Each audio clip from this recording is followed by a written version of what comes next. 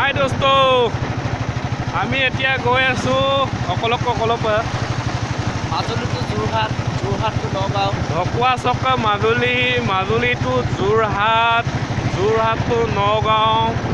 Baik kok kita itu kapal lagi dak sing ngono sil tukal kangkap kita apungam nolong nangkan bi ya. সময়টো আপুনি কিনাটো গতিকে সময়তে মোৰ লুবিয়ে শুনা দোস্ত Iya মোৰ baik আমাৰ মিষ্টাৰ ৰাজু পাঠি হাই কৈ দিয়া. হাই Iya baik. Ngomong dong. পালোহি ক'ত মাজুলী. অলপ পিছতে আমি নিমাতী ঘাট পামহি. বহুত টাইম লাগিলে আমাৰ কমচে কম 2-3 ঘণ্টামান লাগিছে ঢকুৱাখানাৰ পৰা মাজুলী নিমাতী ঘাট পাবলৈ. আমি অলপ লাহে লাহে আহিছোঁ বাৰু, মাজতে অলপ আৰু গুগল মেপ চাই চাই গৈছোঁ আমি এইখনক চাই. বহুত বহুত আছেও.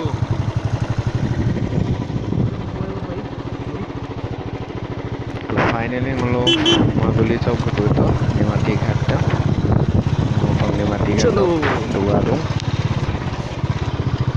ইয়াতে সৰু সুৰা বহুত দোকানো আছে. Nimati Ghat Dula baik dan produk selalu pakai.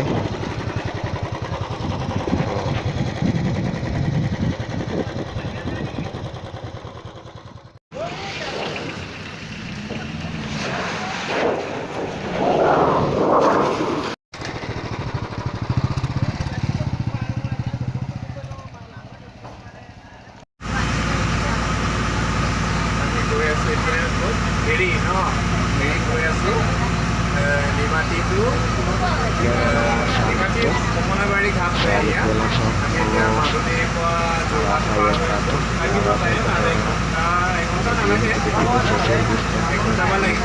এঘণ্টামানৰ পিছত যোৰহাট পাম আমি. ছ'চিয়েল ডিষ্টেঞ্চটো ইয়াৰ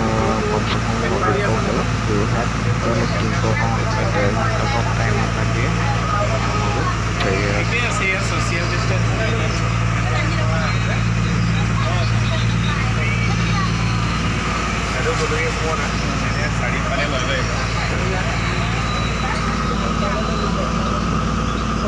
দোস্ত আমি পাই গ'লোঁ ফাইনেলি যোৰহাট.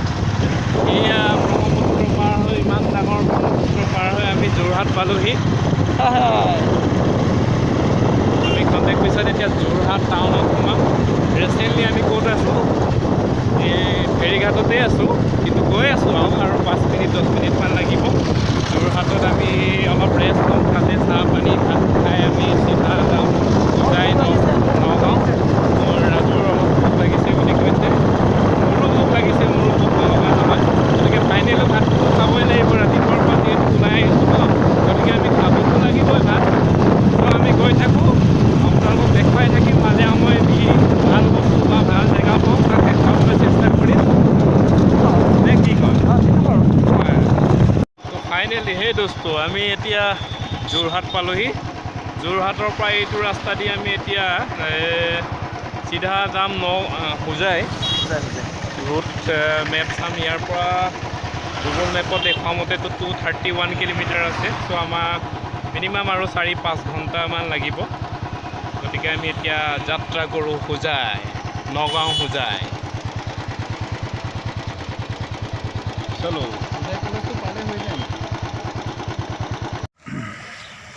সেয়া আমি কাজিৰঙা পাৰ হৈ মেলি আকৌ আমি এজনক চালোঁ. সেয়া আমাৰ ভৱেশ পাটিৰ ওচৰত এটা এনিমেল হাতী এটা লগত হাই সেইফালে চলো চলো. এইটো পাৰ হ'ব লৈছে, কিবা ৰাস্তাটো পাৰ হ'ব লৈছে. ধুনীয়া. আমাক সুধিছিলে ক'ৰ পৰা আহিছে বোলে, সুধিছিলে নেকি ভৱেশ? সুধিছিলে ন? মোক সুধিছিলে হাতীটোৱে. অঁ হাতীটোৱে সুধিছিলে ন? হাতীটোৱে সুধিছিলে ক'ৰ পৰা আহিছিলে বোলে. কেনে কি বুলি ক'লা? মই ক'লোঁ ঢকুৱাখানাৰ পৰা আহিছোঁ, লখিমপুৰ. আচ্ছা ভাল পাইছে মানে বহুতে চাইছে বাৰু আমি এতিয়া ভিলেজৰ হোটেলৰ সন্মুখত আছোঁ এই হাতীটো পাৰ হৈছে হাগি মেলি গৈছে ধুনীয়াকৈ লেটছ গো লেটছ গো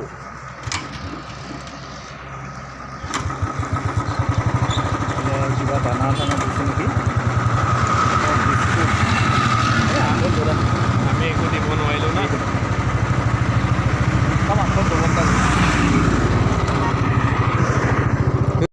এয়া চাওক ইমান ধুনীয়া ধুনীয়া বস্তু ৰজাবাৰী বুলি কয় ইয়াত দাদা এজন আছে আমাৰ দাদাই বনাই আছে দাদাকো দেখুৱাম অলপ পিছত দাদাক সুধিম কেনেকৈ বনায় চাওক ৰজাবাৰী ইয়াতে ধুনীয়া ধুনীয়া বস্তু বনাই থোৱা আছে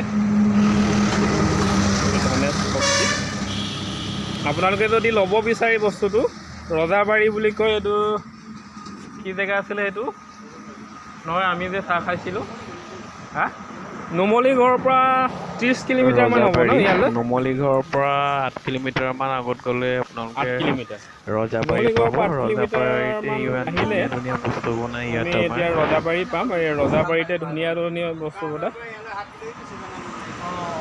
ইয়াতে দাদাই বনাই আছে চাওক ধুনীয়াকৈ বনাইছে দাদা আপোনাৰ কি নাম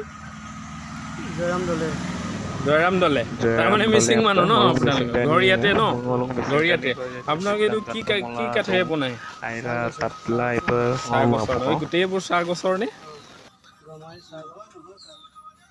গমাৰি আছে চাহ গছ আছে আৰু আপোনালোকে গোটেইবোৰ নিজে বনাইছেনে নিজে বনাইছে ন অঁ আপোনালোকে কিমান দিনৰ পৰা কামটো কৰি আছে বাৰু এইটো হ'ল বহুত বছৰ অঁ অঁ দাদা এইবোৰ কিমান এনেই বিক্ৰী কিমানকৈ হৈছে বাৰু এইবোৰ ধৰক এইটো যদি মই কিনিবলৈ যাওঁ কিমান পৰিব 600 আৰু এই গড়টো গড় 3500 আৰু হৰিণাবোৰ একে দাম নে আপোনাৰ নহয় বেলেগ বেলেগ হৰিণাবোৰ কিমান দাম 4000 গতিকে আপোনালোকে ইয়াত অতি ধুনীয়া দামত পাই আছে ইমান ধুনীয়া ধুনীয়া বস্তু বনাই আছে আপোনালোক যদি বিচাৰে ল'বলৈ গড় আছে গড়টো আপোনাৰ 3000 বুলি কৈছে এইটো এয়ে আমাৰ ৰাজু গড়টোৰ লগত চেলফি লগতে আমাৰ হৰিণা 3000 বুলি কৈছে ইমান ধুনীয়া ধুনীয়া বস্তু আপোনালোকে ঘৰত সজাই থ'ব পাৰিব আৰু আহিব চাবলৈ নিশ্চয় থেংক ইউ চ' ফাইনেলি আমি ধেমালি ডুমুৰাৰ মাজেৰে আহি আবেলি 5টা বজাত আমি নগাঁও আহি পালোহি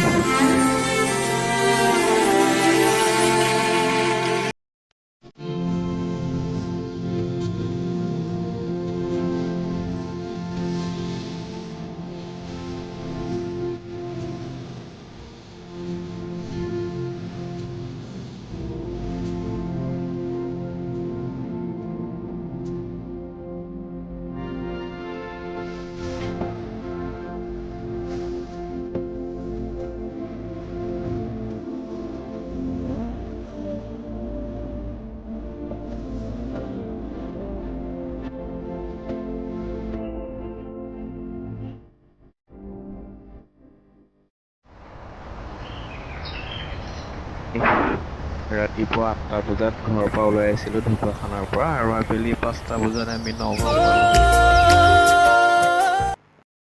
যিহেতু নগাঁও পাওঁতে আমাৰ ৰাতি হ'ল গতিকে নগাঁৱৰ কিছু দৃশ্য আমি নেক্সট ভিডিঅ'ত দেখাবলৈ চেষ্টা কৰিম থেংক ইউ ধন্যবাদ